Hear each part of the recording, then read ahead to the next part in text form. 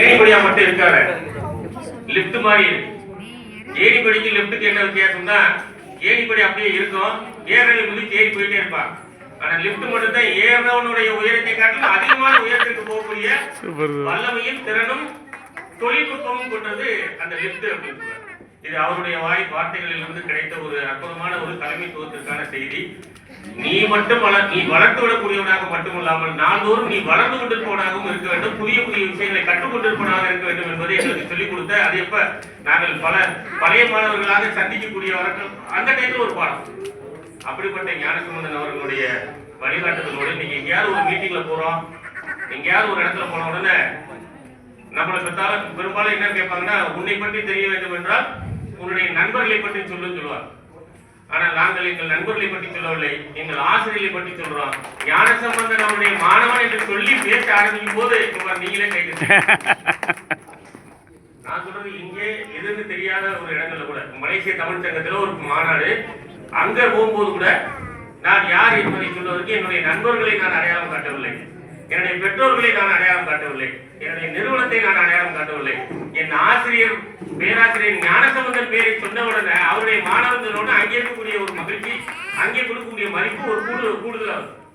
இன்றும் தன்னை வளர்த்து கொண்டிருக்கக்கூடிய ஒரு நடிகனாக, ஒரு தமிழ் புலமை மிக்க ஒரு பேராளராக, இன்றைக்கு எல்லா திறமைகளையும் வர்ணனையாளராக, விளம்பர தூதுவராக, அன்னைக்கு பஸ்ல ஏதோ டைல்ஸ் கம்பெனி வாங்கவும் ஐயாவுடைய படத்தை கொண்டு போயிருக்கேன்.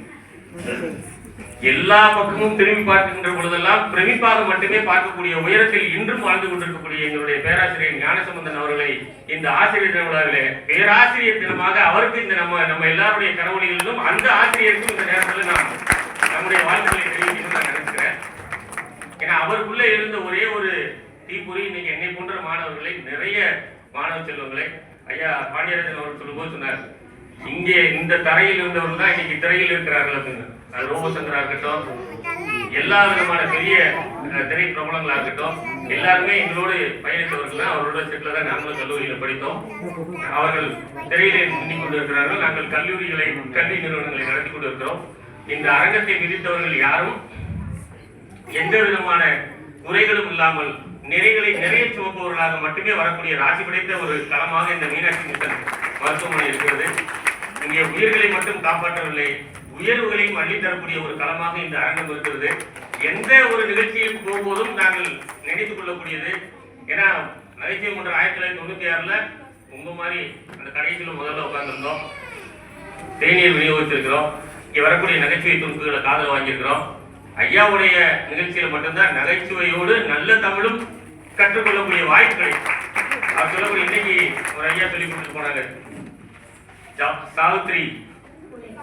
சாவித்ரி புலையுடைய ஒரு கருத்தை ஐயா அவர்களை நீங்க சொல்லி போயிருக்கிறாங்க. ஏன்னா நாங்கள் எவ்வளவுதான் படிச்சிருந்தாலும் இன்னைக்கு ஐயாவுடைய ஒரு செய்தியில பாருங்க, அதுதான் இந்த அரங்கத்தினுடைய ஒரு பெருமை, அரங்கத்தினுடைய அடையாளம். நாளும் நல்ல தமிழ் வளர்க்கக்கூடிய 5ஆம் தமிழ் சின்னமாக இந்த மதுரை மீனாட்சி மருத்துவமனையானது உயிர்களோடு உயிர்களையும் காத்துக் கொண்டிருக்கிறது. இந்த நிறுவனர் உள்ளிட்ட ஐயா பாண்டியராஜன் உள்ளிட்ட, ஏன்னா ஒரு 2-3 ஆண்டுகளுக்கு முன்பாக சில இதுல இவர்களுக்கு ஆரோக்கியம் வந்தால் போது நாம் ஆரோக்கியமாக இருக்க முடியும் என்பதையும் நான் அந்த நேரத்தில்